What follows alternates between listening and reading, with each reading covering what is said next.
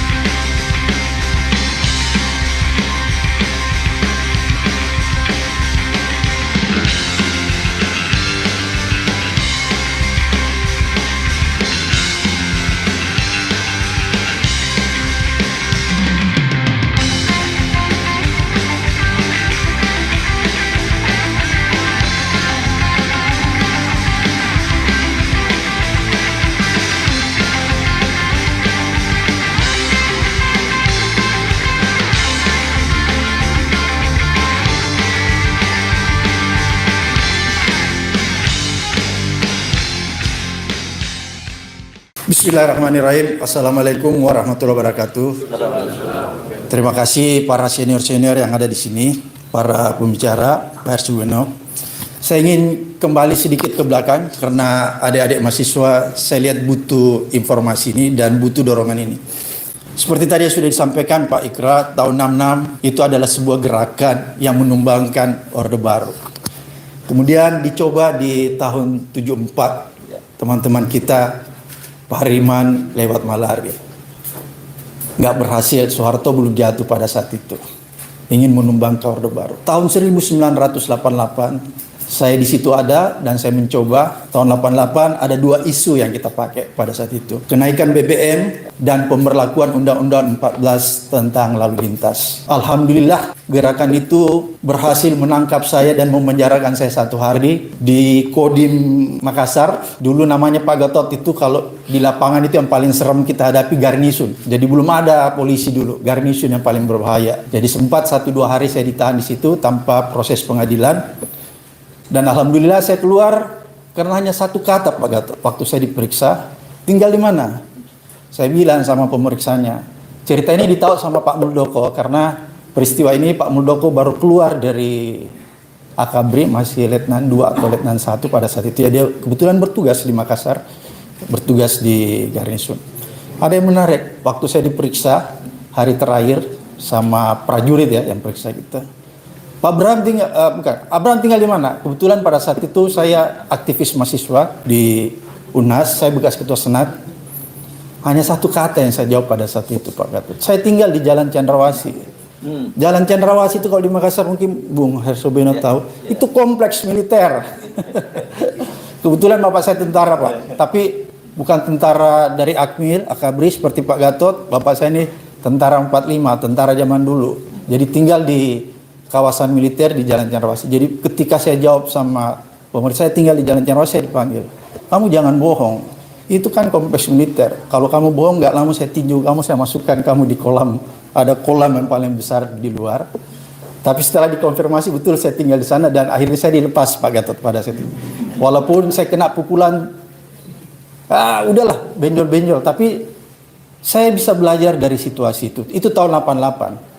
Kemudian gelombang itu terulang lagi tahun 98 dan berhasil menumbangkan rejim Orde Baru Soeharto. Tahun 2019 kemarin adik-adik mahasiswa ingin mencoba lewat revisi undang-undang KPK ya, reformasi di korupsi, karena dilihat di situ sudah ada kesewenang-wenangan Jokowi ya. Dilihat Jokowi sudah berubah menjadi pemerintahan yang sangat otoriter, tapi lagi-lagi adik mahasiswa pada saat itu, Dek Gibran belum berhasil ya pada saat itu. Mudah-mudahan insya Allah tahun 2023, 2024 saya tetap mendorong Anda untuk terus Anda melakukan gerakan-gerakan perubahan, dan saya pikir ini bukan hal yang mustahil Pak Gatot, dan tidak dilarang oleh konstitusi Prof. Ikrar.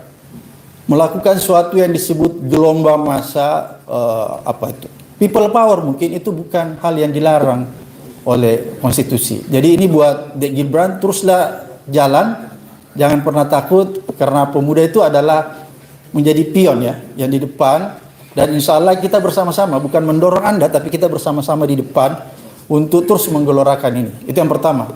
Kemudian yang kedua, menarik tadi Pak Jenderal, saya ini tiba-tiba ingat peristiwa yang tadi Anda katakan, ada benturan peradaban. Kalau kita lihat Huntington antara Reog dan Barongsai.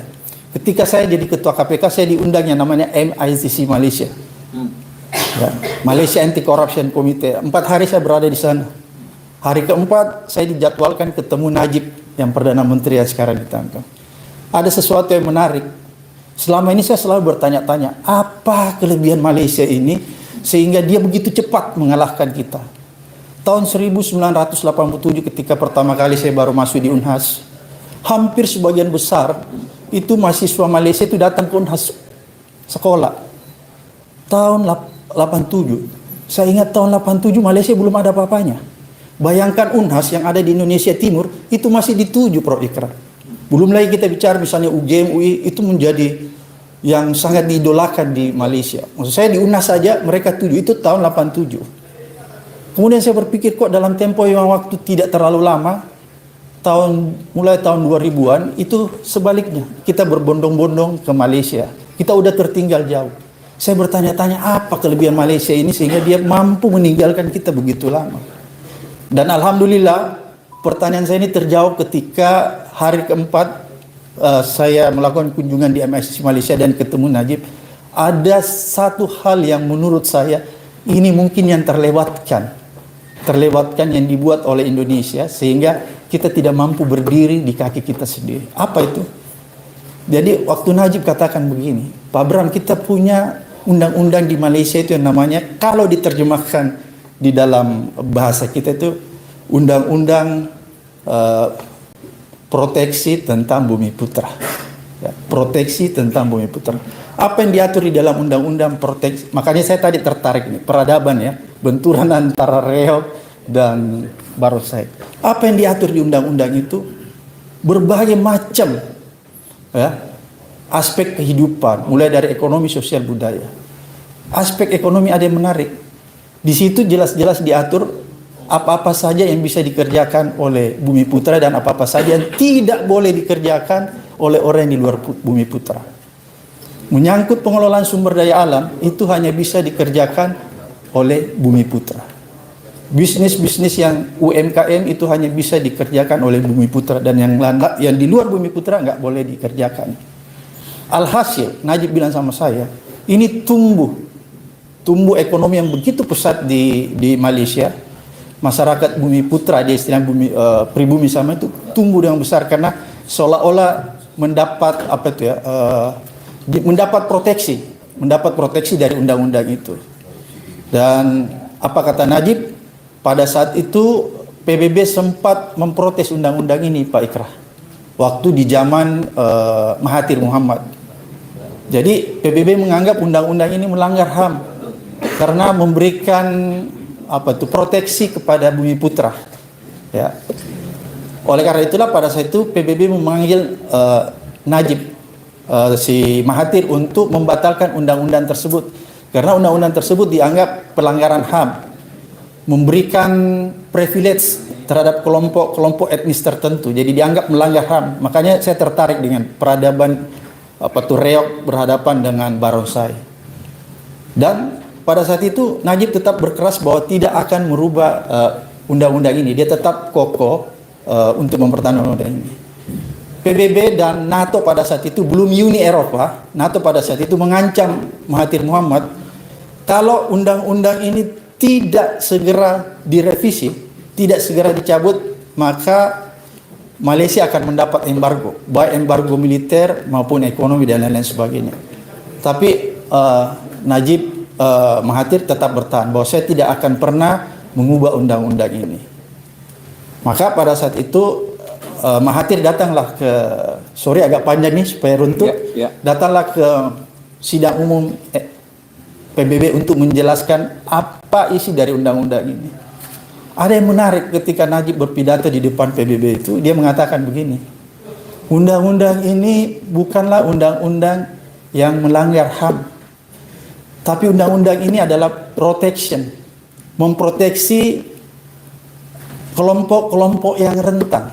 Itu katanya, kelompok-kelompok yang lemah. Jadi dia memberikan proteksi, bukan privilege.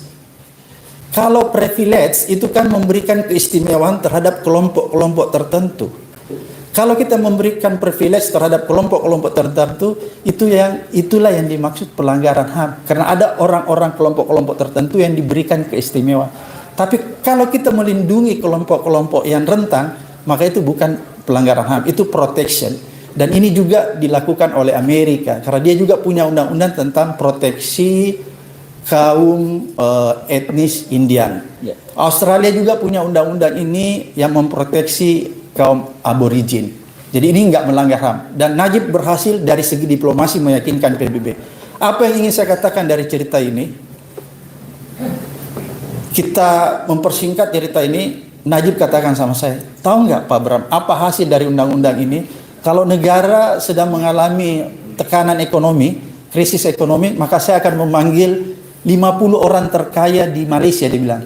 Saya meminta Sekretariat Negara memanggil 50 orang terkaya datang ke istana. Kemudian 50 orang terkaya ini saya meminta untuk membantu agar perekonomian negara kita bisa dipulihkan. Alhasil apa yang terjadi? Ke 50 orang yang datang ke istana itu, kalau dilihat dari urutan sampai 50, siapa konglomerat sesungguhnya yang ada di sana, Pak Arsono? Dari 1 sampai 50, semua orang pribumi asli Malaysia.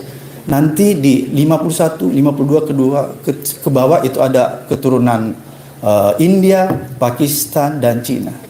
Dan tahu nggak, Najib berkata sama saya apa pada saat itu? Pak Bram, kira-kira kalau di negara Pak Abraham, kalau misalnya terjadi krisis ekonomi, dan Presiden memanggil 50 orang terkaya, maka siapa yang akan datang di 50 orang terkaya Indonesia? Dia langsung menjawab sendiri. 1 sampai 50, maaf, ini bukan rasis, 1 sampai 50 itu adalah konglomerat oligarki keturunan. Nanti di 51 ke bawah baru muncullah orang yang bernama Hairul Tanjung, Abu Rizal Bakri, Yusuf Kala, dan seterusnya. Jadi ini menggambarkan bahwa betapa hebatnya Malaysia itu membuat satu undang-undang sehingga dia bisa memberikan perlindungan kepada Bumi Putra sehingga Bumi Putra itu menjadi kuat di sana. Ini saya coba mengulas lebih jauh undang-undang ini karena tadi Pak Jenderal menyebutkan bahwa ya kita salah, mungkin kemungkinan begitu salah mengamandemen Undang-Undang 45 kemarin. Oleh karena itulah menurut saya ini yang harus dikembalikan ya. Kalau kita melihat dalam konteks kekinian, memang saya sependapat dengan para pembicara tadi bahwa kita tidak bisa lagi mentolerir rejim sekarang. Karena sekali lagi kalau kita melihat angka kemiskinan begitu besar, ya, kemiskinan yang terjadi di Indonesia bukan karena nasib, Pak Archibunu. Bukan karena manusia Indonesia tidak punya SDM yang begitu besar sehingga dia miskin.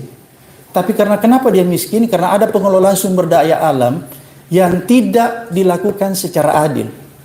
Jadi itu intinya. Jadi kalau kenapa terjadi pemiskinan Indonesia bukan karena nasib, bukan karena sumber daya manusia kita yang mungkin tidak terlalu baik, walaupun saya sependapat dengan Prof. Ikrar tadi bahwa IQ orang Indonesia itu termasuk terendah di Asia, tapi bukan berarti dengan IQ terendah dia secara otomatis menjadi orang yang miskin, yang menjadi orang yang tidak berdaya.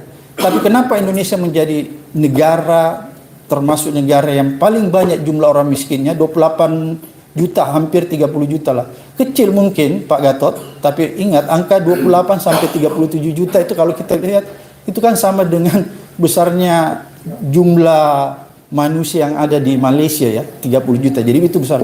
Jadi yang ingin saya katakan bahwa kalau kemiskinan terjadi sekarang itu bukan karena masyarakat kita tidak punya kemampuan secara SDM, tapi itu karena adalah pengelolaan sumber daya alam kita yang tidak dilakukan dengan baik. Waktu saya di KPK kita coba menghitung ya, semua pengelolaan sumber daya alam mulai dari minyak, gas, bumi, nikel dan lain sebagainya, kita mendapatkan satu angka dan ini selalu disetir oleh Mahfud MD. Silahkan buka itu di jejak digital, Mahfud selalu menyetir apa yang disampaikan.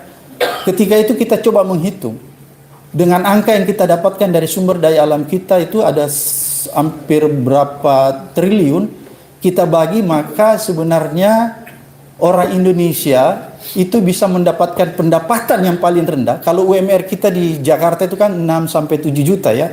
Kalau kita hitung dengan sumber daya alam yang dikelola dengan baik, tidak ada yang loss, tidak ada yang dikorupsi, maka setiap individu manusia yang ada di Indonesia itu bisa digaji 20 juta per bulan. Bayangkan. Per orang ya? Per orang. Bukan per keluarga ya? Bukan per keluarga, per orang ya. Tapi tentunya anak kecil enggak ya dihitung pada situ. Jadi itu orang bisa digaji dengan standar gaji terendah 20 juta per bulan. Jadi saya membayangkan seorang prajurit tentara kalau dia punya gaji 20 juta Pak Gatot, atau katakan lalu lintas yang ada di jalan-jalan yang sedang bertugas di sana, ketika dia punya gaji 20 juta, nggak mungkin dia berhentikan orang yang nggak pakai SIM, yang nggak pakai helm, lantas dia dikasih 50.000, dia ngambil. Nggak mungkin. Nggak mungkin terjadi korupsi seperti itu kalau memang pendapatan mereka itu bisa dikelola dengan baik.